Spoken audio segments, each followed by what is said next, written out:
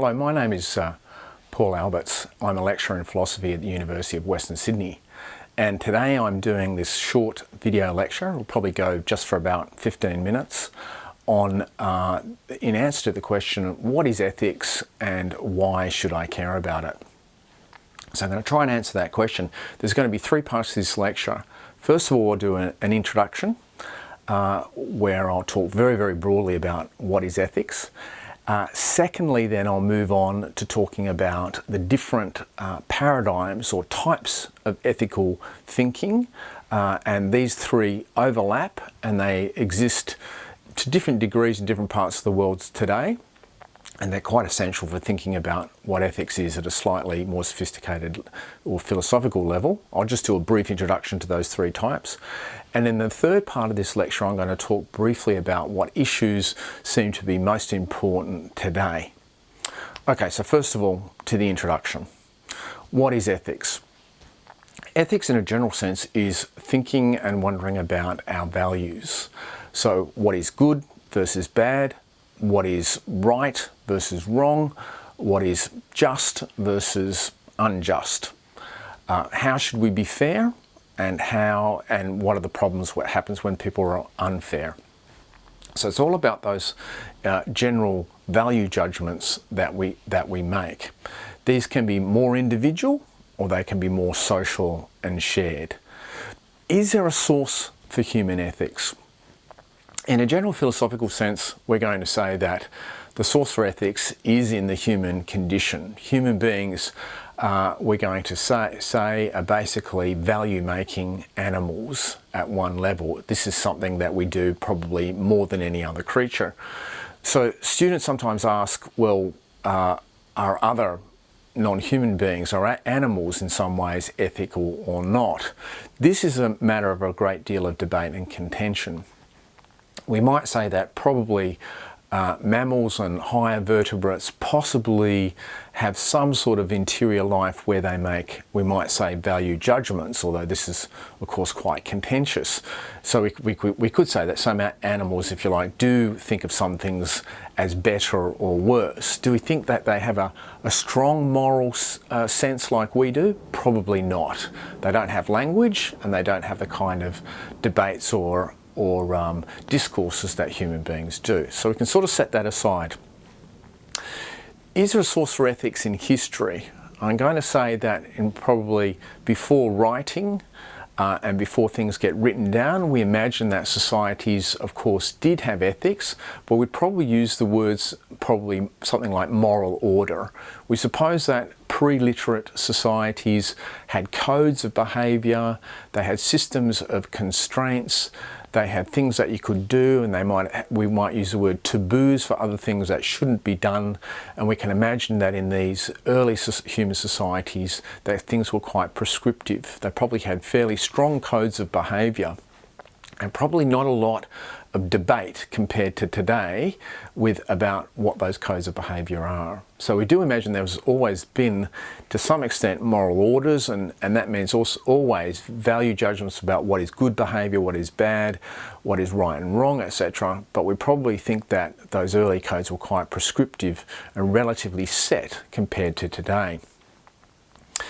Probably we think that a lot of people would agree that ethics as something to be studied really takes off in ancient Greece, and then as societies become literate and start to write and record issues and the ways in which they think about good and bad and right and wrong, then in a sense you can have debates and discussions about how those issues should be represented and how do we think about those values. And that's in a sense where ethics really takes off. Ethics becomes sets of discourses or ways of thinking about, well, okay, how and why should we live in the ways we do, what's right and wrong, and let's now argue about the principles behind it. So in an introductory sense, I want to make the point that human beings, probably at a deep level, have always been ethical or moral creatures, but then it's probably only at a certain point of history that they start to really debate and wonder about what that means.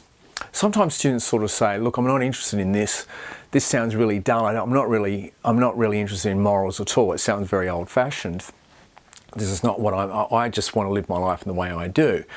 This is quite a common response, a very strong individualist response. Well, I always say this to students who sort of say, I'm not really interested in this stuff. I'm just going to live my life according to the way I want. If I was to ask you, is that a principle for you, that you just want to live your life according to your own dictates, to your own values, and you were to say yes, then I would say, there you have an ethical principle. It's a strongly individualist one. I would say you're living your life according to the principle that it's good for you to live your life according to your own values. And there would be an implied ethical principle. If I was to go further and I was to say, do you think this should be true for everybody? Everybody should live their life just according to their own values. And some students sometimes say yes. Then I say, well, then, in fact, you're going more strongly towards an ethical paradigm, a strong individualist paradigm. You think everybody should have their own ways of living, etc. So if I was to ask more and more questions, inevitably everybody has some ideas about what's good or bad for them, and in some general way, what's good and bad for other people, what's right and wrong, etc. So it might be principles of, I should be left alone as much as possible. Or it might be other principles of, well, I have some obligations to my family. Or it might be, yes, I do feel that, I have something to do with my society or state, or not. So inevitably, everybody will make judgments, value judgments about what's right or wrong, good or bad for them, and in some ways the way in which they connect with others. So this does lead to a fundamental kind of view that Aristotle first, I think, really represented, that as human beings are inevitably, essentially, moral or ethical creatures, and there's no avoiding it. And that's why everybody, more or less, either explicitly or implicitly, will deal with ethical matters.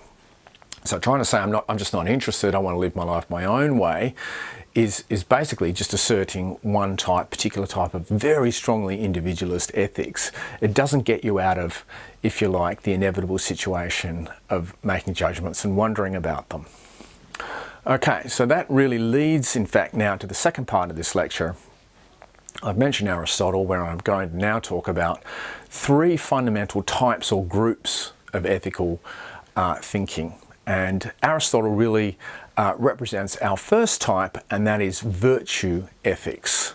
Virtue sounds like a very, very old-fashioned word, but for the ancient Greeks, virtue probably translates better as something like excellence or excellences or doing things well.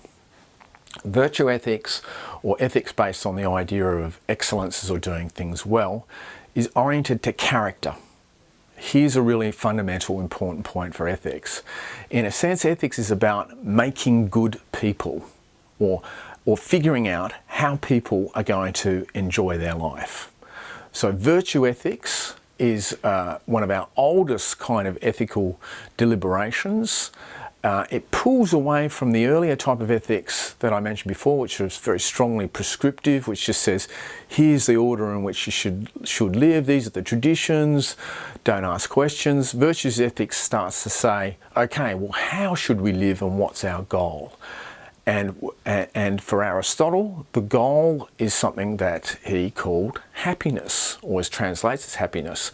The ancient Greek word, eudaimonia, probably also translates as flourishing, doing well. So virtue ethics is a paradigm that sort of says, look, the goal of these questions is to have people of good character who have different activities in their lives and figure out how to do those different activities well. In another part of Aristotle's ethics, he says, look, into doing things well, it means doing them appropriately, neither excessively nor deficiently. You've got different parts of your life, different activities, different relationships. So for Aristotle, for example, it's really important that you recognise the duties, for example, to friends.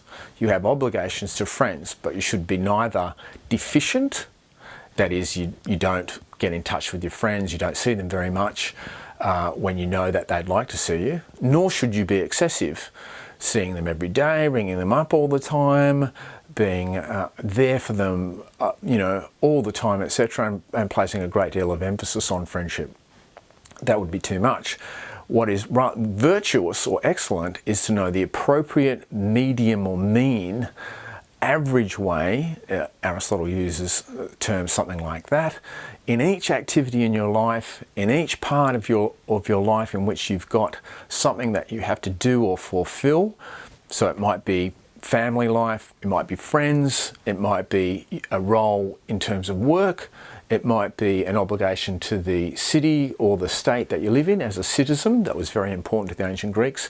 In all these different aspects of your life, do them neither deficiently nor excessively, but in the right balance. And if you do that, then you will be of good character. You will make up yourself in terms of a full-rounded person, and you will be able to function properly in your society or community. This sort of virtue ethics is quite, we would say, conservative. It asks people, in a sense, to fit into community in the appropriate way. But you can imagine in ancient Greek societies, and then for many centuries forward, that was fundamentally a really important thing. So virtuous ethics says we want people to be of good character and to commit themselves and do things in the appropriate way so that they make themselves full-rounded characters.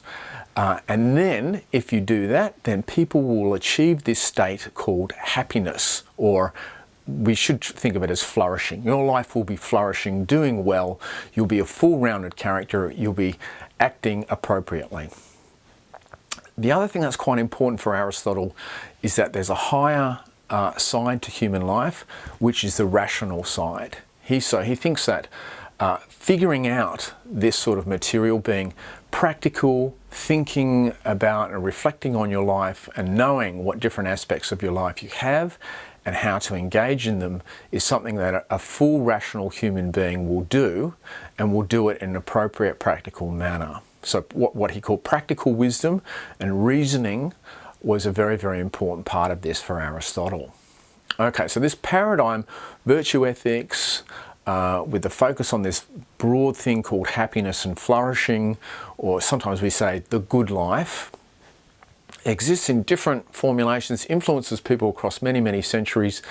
It welds itself into Christian thinking in different ways. We don't need to go there with that. It's too long a story to tell, but virtue ethics continues on, and it's still relevant today to some extent. If you think, do we still think about people as being of good character or of bad character? We do. And particularly these days, this is something you might think about more. The way in which we represent people as being of good character or bad character is a critical issue. And I think the way in which modern communications has proliferated, and now we're representing people very, very quickly in ways, and we're making judgments about people very, very quickly. We can do that means in a sense that some of our thinking about virtue ethics is still there. We make judgments about people, about their character and about what they do in their lives, and so that side of ethics is still there. Okay, so it's virtue ethics now. The second broad type of ethical theory that we have, we call either duty or moral law. It's also called deontological. You don't need to remember that. Deontological ethics. Moral law, duty, deontology. And this type of ethics focus basically on our rationality, our reason and our thoughts, and our capacity for following rules. And basically this type of 18th century, this starts in the 18th century sort of ethics, says, look, basically human beings are rational creatures and are capable of understanding rules and following them. Morality is still about following rules. And so if we want an ethics to work, we're best to figure out logical rules which we share. Very important to this framework of ethics is to assert that human beings are free. As creatures that, if you like, stand out from nature in a particular way. We've developed societies, different ways of living, etc. For this philosophy, it's obvious that we have freedom like no other creature. And the other side of it, of us being rational creatures, is that we should exercise this freedom in a rational, rule-governed way. So this type of theory basically sees human freedom as set out against the natural world, where there are standard processes which are causal and fit together in if you like, standard cause and effect ways. Human freedom is where we exercise our free will to decide what we're going to do. So, and ethics is fundamentally about that. What would be better, what would be worse, what would be good, what would be bad. One of the key ways in which they figured out that this rationality could work is in terms of setting up a simple kind of test. We often call it universalization. In other words, it's this. If you want to figure out what you should do, what you do is basically ask yourself, if everyone was to do as I do, what would the world look like? Could society work? Could we still relate with each other? So the test of universalization runs something like that. It's also known, if you want to read a little bit more, it's also known as the categorical imperative, and the best proponent of this was Kant, K-A-N-T. But anyways, the universalization idea is simply this. If I was to, say for example, take something belonging to somebody else, not respect property, i.e. steal something, if I was to universalize that action, imagine everybody could do it any time they liked. Everybody could steal things, not respect property anytime they like. What would the world look like? It would obviously look like a mess. So that one action universalized for everybody, everybody's doing it, we will quickly see that the world would be a mess. So it focuses then on us coming up with a kind of rational test for all the questions and the problems of our actions. What would be better, what would be worse? The universalization test is how should I utilize my freedom? But basically asks us to focus on that there are obvious rational rules for expressing our freedom, which we can figure out in our heads. This sort of theory focuses a lot on intention, and it probably is quite effective in ruling out the kind of obvious, shall we say, faults and moral errors and obvious crimes, such as stealing, lying, cheating, these, coveting things of others, dishonouring agreements. All of these sort of basic kind of moral problems are ruled out pretty well, because as soon as you universalise them and imagine everybody doing such things, you can see that the world just simply wouldn't work. So in other words, I can formulate a rule in my head and use my rationality to stick to certain principles that I can imagine should be held to. Notice that this is utilising our freedom, and it's saying be rational. It well recognises that human beings are not always rational, and it well recognises that people don't always exercise their freedom. Sometimes people in fact want to be authoritatively told by others what to do. Sometimes people abuse their freedom. We're not always going to be rule governed. But the idea of this moral theory approach is to say you're better off when we can trust human rationality in far enough to exercise freedom in this way. Okay, so it becomes very, very influential, particularly in legal philosophy, because you can see it's a rule binding sort of way to approach things. It stands in big opposition to the third and final type of philosophical ethics that I'll talk about, and that's the approach that focuses on consequences. So notice in the second major approach that I mentioned that you're focusing on rationality and figuring out what the good rule is. In a consequentialist, or the most popular version of that is utilitarian theory, you're focusing merely on consequences. You're saying, let's focus on actions and let's focus on outcomes. Let's focus on maximizing satisfactions and outcomes.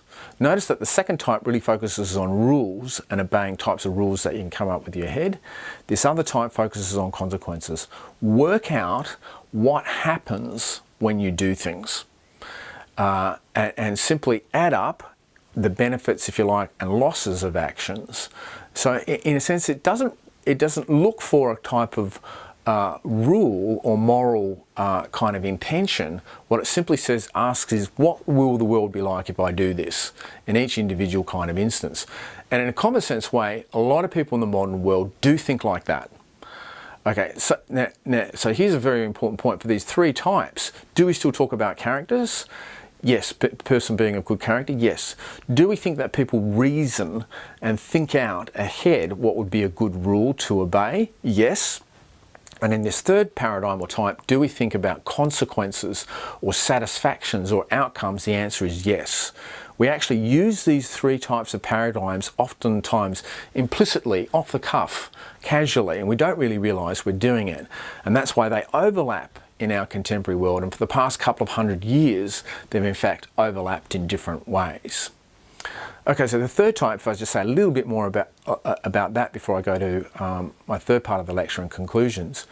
The consequential approach focuses on consequences, on outcomes. One of the great principles of it, which you perhaps have heard of in utilitarian philosophy, is the idea that we should try and maximise, if you like, satisfactions or happiness. So basically what we should be aiming towards in this society is, here comes the principle, the greatest happiness for the greatest number. So we basically should, so can you bring about good for more people, that rather than bringing about good for fewer, you should bring about good for more people. Notice also that it can be a kind of non-egoistic orientation, and that to a certain extent this sort of consequentialism can downplay your own desires in certain ways and say, well, look, say if I have some spare money, I could spend $100 on something new for myself, but I've already got, say for example, I could buy a new I don't know, I could take myself and one person out to dinner, here's a good example, and have a really nice meal, two of us for $100, that'd be really quite a nice meal. Now, I could take the $100 and I could give it to a charity program, which of course, if it translated into food for people in the third world somewhere, then we might say 20 people could have some ordinary meals that might make a really big difference to them, versus spending $100 on just me and a friend on one expensive meal here. So the satisfactions or happiness that could be gained by using the money in that direction, give it to a charity where it can help a lot of people, would be deemed to be better or more ethical than just keeping the money and getting this excess satisfaction just with one expensive meal for me and a friend. So to a certain extent, consequentialism in this third paradigm of thinking points us towards a kind of non-egoistic kind of questions of how can we maximise things. Of course, it doesn't always work, and people, don't in fact behave that way, and that's to be expected.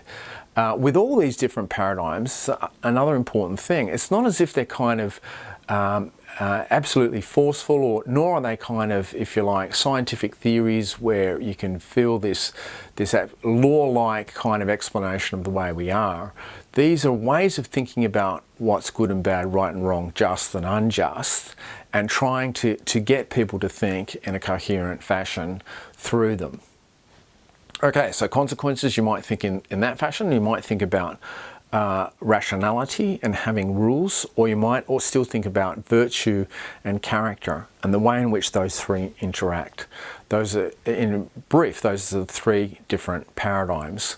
Now, there's a lot of other ways to talk about ethics, but that's a rough and ready good approach. Okay, so the third part of this lecture, very briefly, how does this hold today, and how is it still important? Okay, those three paradigms and variations on them exist across the world. Where the big issues are probably today in terms of globalization and the world becoming a smaller place, people traveling more, people communicating more. Networking is obviously increasing at a rapid rate across the world is probably this. These more modern paradigms of thinking, particularly the second and third two, the idea of moral law and consequentialism, are, if you like, ethical, Western ethical paradigms, very secular, and they're very non-traditional.